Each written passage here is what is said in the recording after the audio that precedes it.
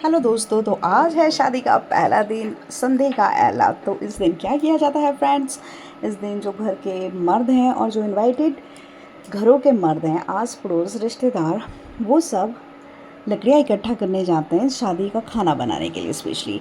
लेकिन आजकल तो लकड़ियों पे कौन आग जलाता है, और स्पेशली रेनी सीज़न की शादियाँ तो भैया रहने ही दीजिए आप लकड़ियों का काम, गैस से ही काम चला दीजिए।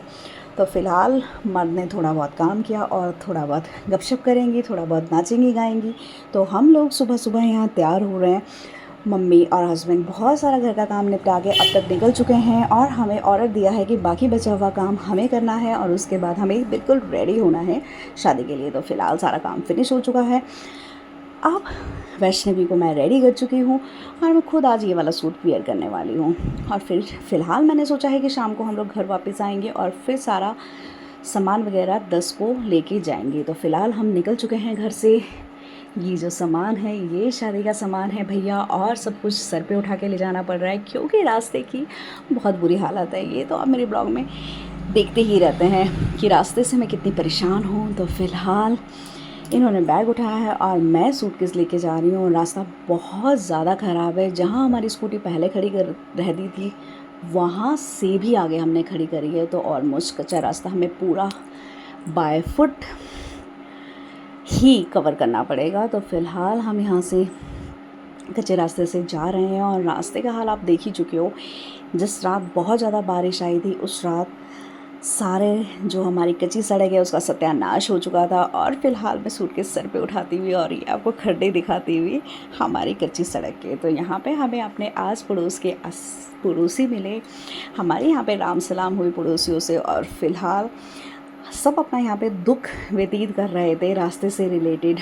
तो ये मैं आपको दिखा ही रही हूँ कितने बड़े बड़े खड्डे पड़ चुके हैं। और यहाँ से हम लोग जा रहे हैं साथ। हमारी स्कूटी अब बिल्कुल रोड के बिल्कुल पास ही खड़ी है फ्रेंड्स।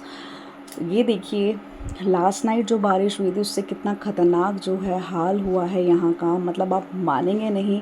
तबाही आ चुकी है, स्कूटी के लिए भी जगह नहीं बची प्रॉपरली। तो फ़िलहाल हम मेन रोड पे पहुंच चुके हैं और जाते ही हमने देखा कि भैया आसमान से जो बादल थे वो तो धरती पर आ चुके हैं हमारे इस रोड पर, क्योंकि रास्ता बहुत ही औसम लग रहा था लेकिन बहुत ही ठंडा लग रहा था और पूरी तरफ फॉग ही फॉग था। बस देखने में तो ये बड़ा ही मज़ेदार लगता है रास्ता, लेकिन अब बाल बच्चे वाले इंसानों को बहुत ही डर लगता है क्योंकि बच्चे अक्सर बीमार पड़ते हैं ऐसे मौसम में, जब एकदम से गर्मी हो और एकदम से ठंडक हो। तो वैष्णवी को मैंने पूरी तरह पैक किया हुआ था लेकिन फिर भी मेरा दिल घबरा रहा था। मौसम बहुत सुहाना था, मैं स्कूटी में मज़े ले रही थी ड्राइव के, पर ये बैग मुझे पीछे धकेल रहा था भैया। तो फ़िलहाल शादी की शुरुआत हो चुकी है और अब हमें लगने लगा है कि इशू जो है वो सच में पराई हो चुकी है हमारे लिए। तो फ़िलहाल हम गिरसानी की तरफ जाते हुए अपने मेकअप और ये बैग के साथ निकलते हुए यहाँ से, ये थोड़ा मैंने शॉट गलत ले लिया फ्रेंड्स, मुझे फ्लैट में लेना चाहिए था लेकिन गलती से ये मैंने रील के लिए ले लिया था। तो फ़िलहाल हम यहाँ से निकल रहे हैं घर की ओर और अब हमें सच में एक फ़ील आ रही है कि घर पर शादी है और ईशू की शादी है। तो फ़िलहाल आते ही हम यहाँ काम में लग गए, कहीं पंडित जी के लिए दूध, कहीं चाय, कहीं पानी।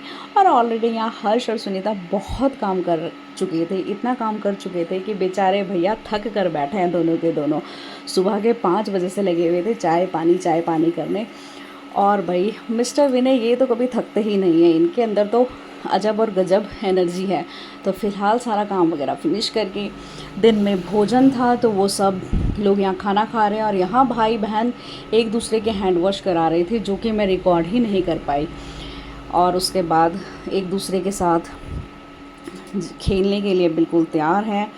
तो फ़िलहाल यहाँ पे अब लगी है शाम की सफाई करने। अब यहाँ पे होगा फ्रेंड्स अनाज हाथ जिसको कहा जाता है, कि अनाज को साफ़ किया जाएगा। और ये भी हमारे परिवार की कुछ महिलाएं हैं जो अनाज को इस दिन साफ़ करेगी प्रॉपरली।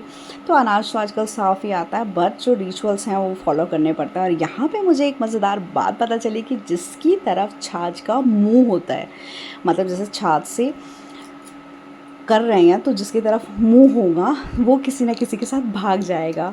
मतलब ये एक मान्यता जिसको आप बोलते हैं कि ये कुछ मिथ्या है कि आप इस तरह की बात बोलते हैं, और ये मुझे बहुत ही फ़नी लगी, इसलिए मुझे बहुत ही हँसी आई कि अब यहाँ पे जितने भी बैठे हैं सारे इस उम्र में हैं कि वो उन्हीं के साथ खुश है जिनके साथ वो है। अब कहीं भागने का तो उनका कोई भी इरादा नहीं है। तो यहाँ पे हम लोग उड़द की दाल साफ़ कर रहे थे, राजमा ऑलरेडी बिल्कुल साफ़ थे, और यहाँ पे चावल को साफ़ किया जा रहा था। तो ये हमारे कल्चर का एक पार्ट है। और ये जैसे इन्होंने मुँह किया है हेमा दी की तरफ छाछ का, तो मतलब हेमा दीदी भाग जाएगी किसी के साथ। ये मतलब एक मिथ्या है जो लोग मानते हैं। और उसके बाद हम यहाँ पे शाम का खाना खिलाते हुए, शाम का खाना ऑलमोस्ट बन गया था। मैंने सारी आटे का फुलके बना चुकी थी मैं। आज मैं और हेमा दीदी ही घर पर हैं, बाकी तो सारे चले गए हैं क्योंकि सबके स्कूल हैं। और भैया, वैसे तो काव्या का भी एग्ज़ाम है, बट काव्या को संभालने के लिए उसके नानी वगैरह और मामियाँ वगैरह जिंदाबाद। थैंक यू, अगर वो लोग काव्या को नहीं संभालते तो मैं भी यहाँ से गायब होती और बेचारे दीदी अकेले ही लगे होते। तो सबसे लास्ट में यहाँ पे पंडित जी को भोजन कराकर और फिर हमने भोजन किया। तो आज के लिए इतना ही, मिलते हैं नेक्स्ट।